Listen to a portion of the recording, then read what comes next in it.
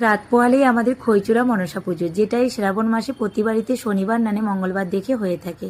আজকে শুক্রবার, আজ থেকে রাজবাবু সবকিছু নিয়ে এসেছে। আমাদের শনিবার দিনকে পুজো হয়।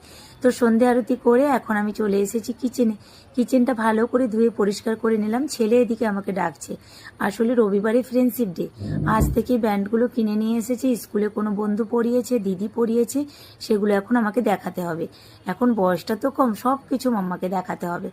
তো এই যে আমি কিচেনে এসে ভাতটা বসিয়ে দিয়েছিলাম। পটল কেটে নিয়েছি, পটল আলু ভাজা করব, আর ফুলকপিটা কেটে হলুদ জলে ভিজিয়ে রেখেছি। ফুলকপি আলুর একটা নিরামিষ তরকারি করব। একটু ভাপিয়ে নিচ্ছি গরম জলে। আসলে রাজবাবু না ফুলকপির তরকারি খেতে খুব একটা পছন্দ করে না, তবে আমার ছেলে মেয়েরা খুব পছন্দের, ওদের আবদারেই করছি।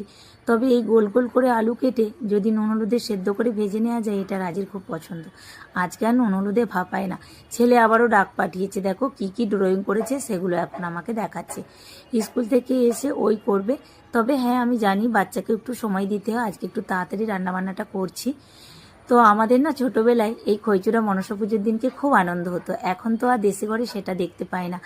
শুনেছি মার মুখে দোকান থেকে খই মুরগি কিনে এনে এখন নাকি তুলসী তলায় নিবেদন করে।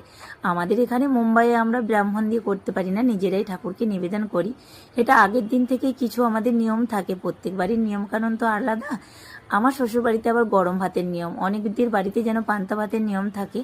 তো আমাদের আগের দিনকে ওই ভালো করে গ্যাস ধুয়ে পরিষ্কার করে আর কি নিরামিষ রান্না করতে হয়। অল্প করে একটু ভাত রেখে দিতে হয়, সেখানে ঘট বসাতে হয়। আর পরের দিনকে তো কালকে যেটা হবে সেটা তোমাদের সাথে শেয়ার করব। আমার বাবার বাড়িতেও এটা নিয়ম। আবার অনেক বাড়িতে আগের দিনে রান্না করে রেখে দেয়, সেই পান্তা ভাতটা কিন্তু খায়। তো আমাদের আবার এরকম নিয়ম না, কালকেও কিন্তু আমাদের গরম ভাতই হবে পুজো হয়ে যাওয়ার পরে। যাই হোক, দেখো আমার রান্না বান্না হয়ে গেছে, ছেলে মেয়ে এখন খেতে দেবো।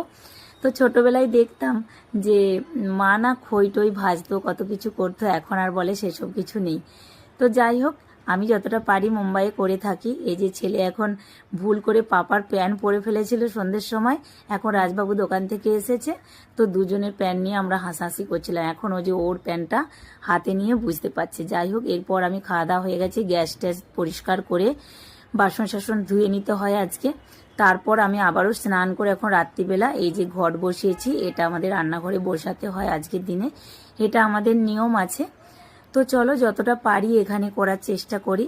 আজকে তাহলে আসি, টাটা।